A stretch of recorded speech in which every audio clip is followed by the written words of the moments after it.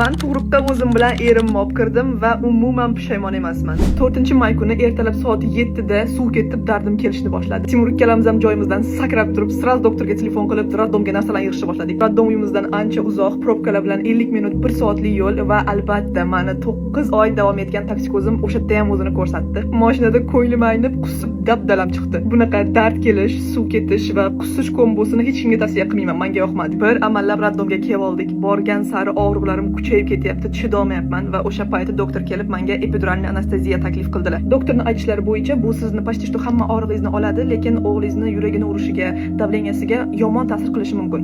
Rozi bo'lsangiz mana shuga qo'l qo'yasiz deb menga olib kelib berishyapti. Men qo'rqdim, epiduralkaga отказ qildim. Raddomga soat 8 da kelgan bo'lsak, soat 1 bo'ldi. Men уже moraldan o'lishga tayyorlanyapman, uydagilar bilan xayrlashyapman.